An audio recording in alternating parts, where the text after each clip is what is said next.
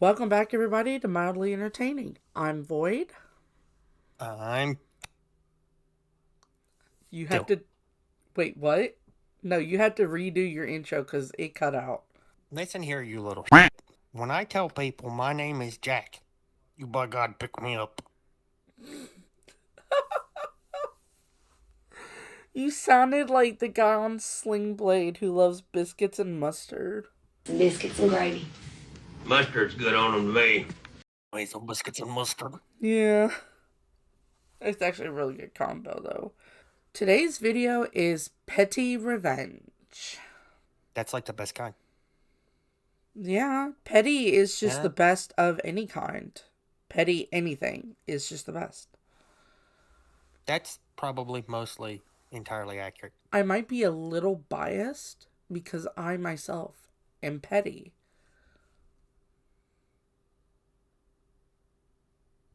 Okay, I like this first poster's name. Yup, it was me, mate. I don't know why that gives me a good giggle. It gives you a sensible little chuckle. I get a good guffaw out of that. Anyway, park Mhm.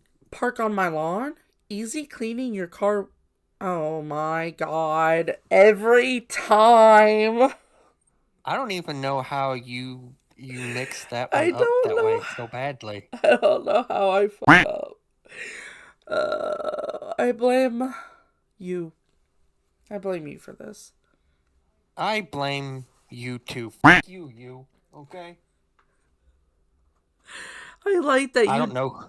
you Don't know turned. who you is, but I like that you turned around to say that. well, Like clearly he's probably behind me gesturing wildly into the vastness of your room. Well, of course I was. I can't talk and not move. What are you, Italian? No, I'm a wacky, wavy, inflatable arm flailing tube man. Oh, well, that makes sense. Yeah. Park on my lawn. Enjoy cleaning your car windows for the next week or two. I live opposite the pub. I live opposite a pub, and they have a popular live music evening on Mondays. It's always hard to park around here when that happens. I come out to walk over and listen to the music yesterday, and someone has clearly found it so hard to park that they had to park on my lawn. Yup. Driven up over the curb and nestled there, piece of crap car between my flower pots and parked on the manicured grass. That already would piss me off. Yeah, manicured grass like that. Well, I mean, like, clearly I went above and beyond on that yard. Yeah, Might be lucky if you have a car when you come out. I don't care if my yard looks like trash. Don't trash it up with your trash. No, it's my trash. Your trash makes my trash look trashy. Exactly. Some Gosh dang people, it. some trash people. Stop trashing up my trash. I went into the pub to ask whoever it was to move, and I saw one of the musicians look shifty, but he didn't own up or move. Fine. I went into the house and got a pen, some post-its, some extra sticky duct tape, and a bright red, cheap, extra stay lipstick. I just I, want to stop you real quick. yes, it does say duct You, tape. yeah, you actually, it's funny that you actually pronounced duct tape correctly, even though it is not spelled that way correctly. There's actually something about that in the end in one of the edits, so Yeah. um Then continue. I was gonna. I I wrote "Do not park here" in bright red lipstick on every single window, including the little side ones at the back. Then I wrote "No parking" on 4 or 5 of the post-its and stuck them to the front and back windscreens with a ludicrous amount of duct tape and about 2 feet per post-it. I knew full well that whoever had parked there was probably watching me through the pub window. I hoped they also enjoyed their drive of shame home, scraping Scraping. scraping the duct tape glue off of the glass and working out the rock hard set lipstick. Then I went to bed. In the morning, the car was gone, and this afternoon I dug a new wooden post into the gap they had driven in so it can't happen again. Let's react to Well, the that first before I edit read is the edit. unnecessary. Yeah. A little bit of a letdown. Not the story, the level of petty the poster went to. I feel like they really could have ramped it up a little bit and covered the Well, entire car in sticky notes. fair, but you're thinking about American levels of pettiness. We're talking about English levels of pettiness, which are more Subtle. emotionally damning than they are physically. This is fair. To America's, all is fair in love and war. Because, see, in America, if the musician had had to drive back with the car in that state, he would have been laughed at, but that would have been the end of it. And that would have been a no bueno. I would have Yeah, had to have amped it up.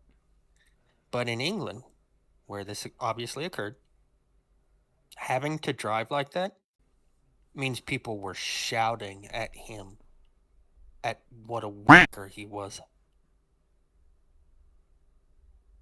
And he's going to have to hear about that in the morning and the day after and the day after that until his neighbors decide they've had enough of a sensible chuckle at his expense before they do it again.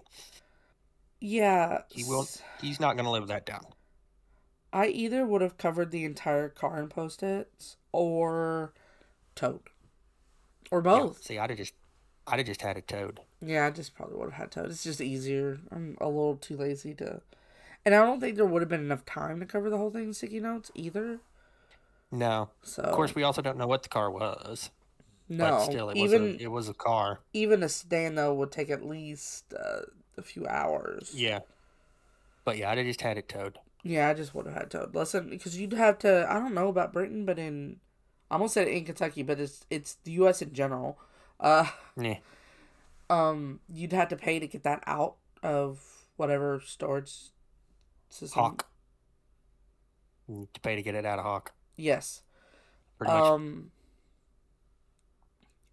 So yeah, that would have been a hefty fine.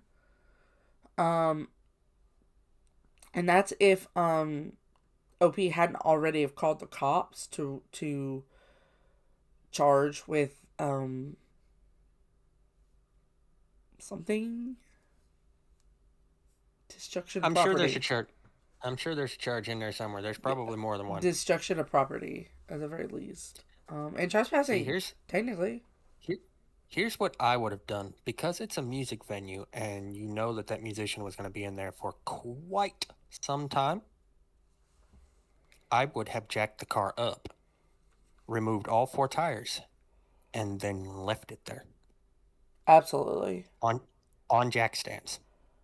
I mean, if or you're cinder, I'd have probably put it on cinder blocks to make it look like the car had its tires stolen while he was in there. That way, not only would the car have to be physically removed by a company, but he would have to call them and pay for it. No, I'd have left the tires there for him. He'd have to put them back on before he left. With no lug nuts. Yeah. I keep the lug nuts. Yeah. All right. Let's get to the edits. All right. Yeah, first one's unnecessary. We could tell you were from England. Okay, well, just shush. They're from Oxfordshire, England, so you cannot call a tow truck here, apparently, so okay. And okay, that makes sense. It is called duct tape here. And then they edited some more because apparently nobody believed them. They wrote some things, some quotes, hosted some links. You guys can look that up. Editing again because you were all obsessed with the duck thing. Look Yeah. here for the funniest British sketch on YouTube. It's all about ducks. Yeah. Okay, next post. Roommate keeps drinking my OJ, so I teach them a lesson. Not a complicated story. My old roommate used to eat my food and drinks. Despite having several conversations about boundaries and not being a dick, nothing changed. So I faked being sick for 2 days over the weekend when he was home, and I drank directly out of the OJ container. I licked the edge of the pickle jar before putting the top back on when some pickle juice ran over. I stuck my bare finger in the peanut butter. I used my finger to put cream cheese on a bagel. I made sure he noticed all of it. On Sunday, he broke and asked me if I always handled food like that. I told him I thought it was dumb to dirty utensils when I'm the only one eating my food. Not only did that end my food being stolen, but he suggested we each have our own drawers and shelves in the fridge to prevent confusion. That's not petty or revengeful. That's just reestablishing boundaries aggressively. That's just making sure the roommate knows who's dominant. Yes, that is dominant. Alright, next post. Mum said my birthday wasn't about me, so I made sure it wasn't about her either. My mother is complicated. She can be selflessly helpful when times are tough, but when things should be easy or good, it's like she has to ruin them. She also shows up way too early for everything and makes it everyone else's problem. Oh, that sounds a lot like a narcissist. Anyway, we're not here to diagnose people, so I'm just going to move on. Today was also supposed to be my birthday celebration. Nothing big, just booked a 1 p.m. lunch with her, my brother, his partner, and their kids. As you can probably already guess, when I showed up at 12:45, she was already furious that I had the audacity to keep her waiting for nearly 2 hours for a 1 p.m. lunch that you were 15 minutes early for. Well, he arrived 15 minutes early, meaning she was there already when he got there. Yeah, well, still. And then apparently she spent the remaining 15 minutes yelling at him.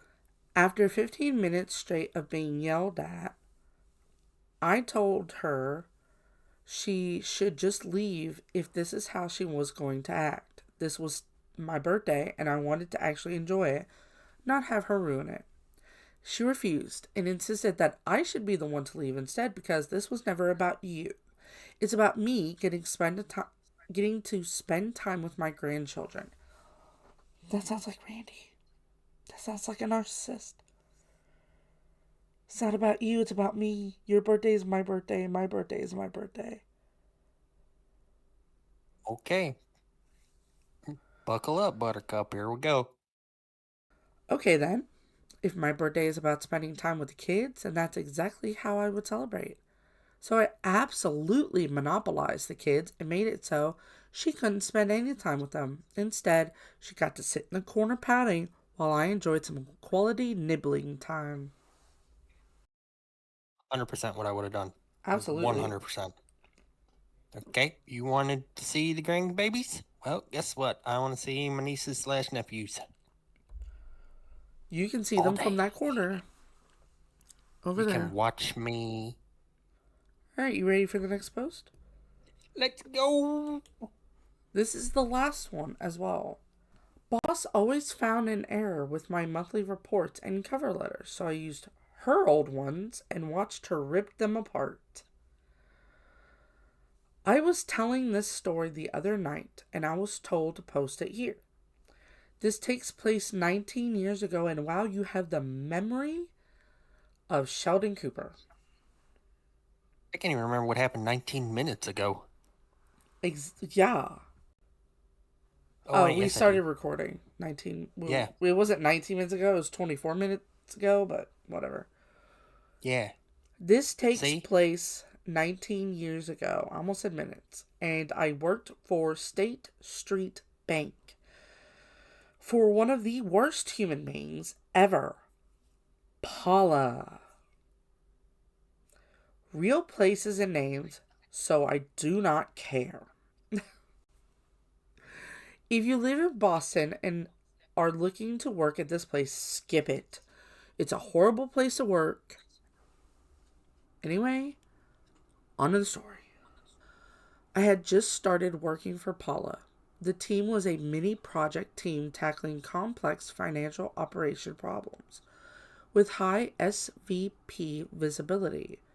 That's how it was sold to me. In reality, it was a mushroom farm with Paula keeping you in the dark and feeding you shit. All I did was compile reports and gather data from people who were terrified of my team. Needless to say, I was bait and switched and was looking to get out shortly after I got there. She had a habit of always criticizing her work to hell with the stupidest things.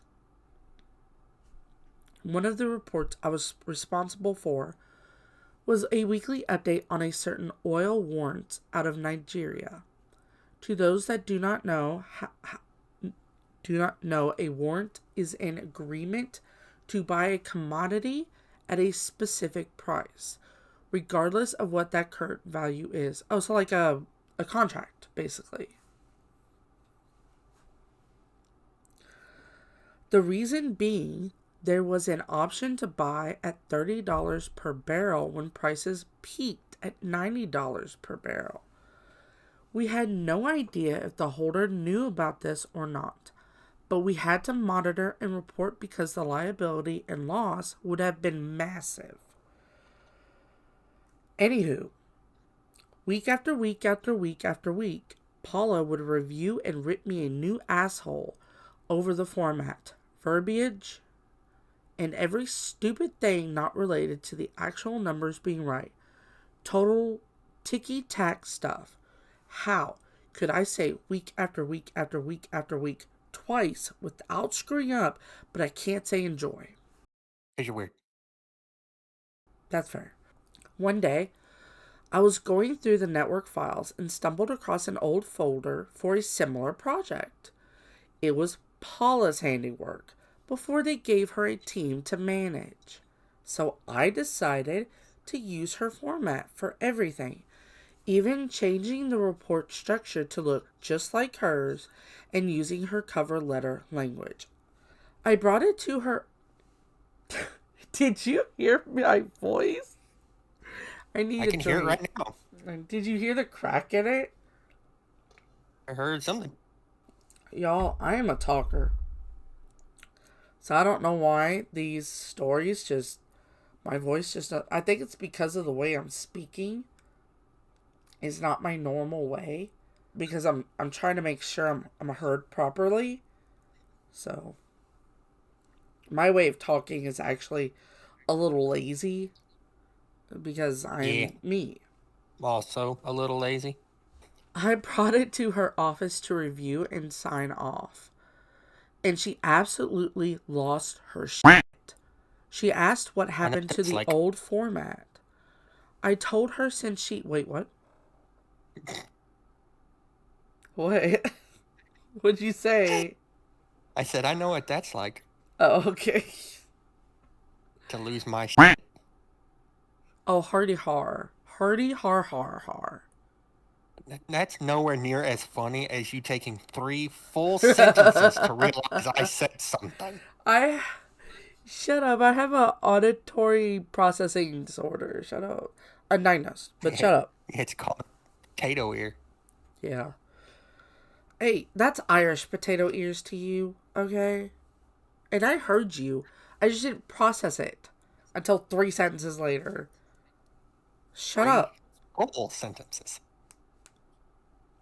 I'm trying to judge people here. I mean, no, it's not an asshole video. Continue. Don't even remember where I was.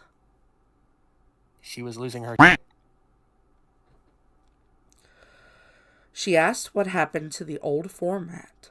I told her, since she didn't seem to like the way I had been doing things, I thought it best to change it around. She said that this was worse than before.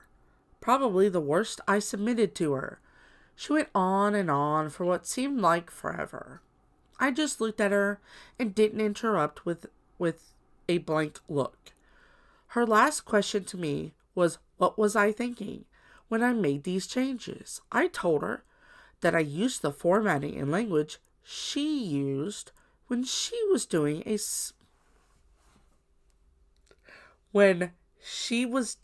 similar project a few years back. That I found the folder online. My voice. Yeah. Are you okay, Anna? No, I told you I'm dying. Let me get another drink. Technically, it's like almost midnight, but I technically don't drink anything after 10 because I'm up a lot at night when I do that. But my voice is just not today. No, it's not.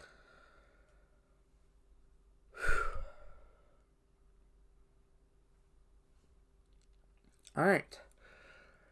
That I found the folder online and used her past work verbatim, just with the numbers and relevant information changed. I gave her printouts of her report and letters to compare. She just looked at me and had this dumbstruck look on her face. I asked if this was bad. Should I go back to my format then? She just signed off on the reports and said to send them as is. I just wanted to confirm that they were fine to send, because less than a minute ago, she said it was basically unreadable. She said that they were fine as is and we didn't have time to redo them, so I sent them out. I was smart enough to find and save all of her old work, for example, to use. I noticed that she thought and deleted/moved the older folders after I encountered because I expected her to. This cat and mouse game went on for the remainder of my time. I would use her template/past work and wait for her to tear it apart. After a few more times, she eventually figured out I grabbed all of them.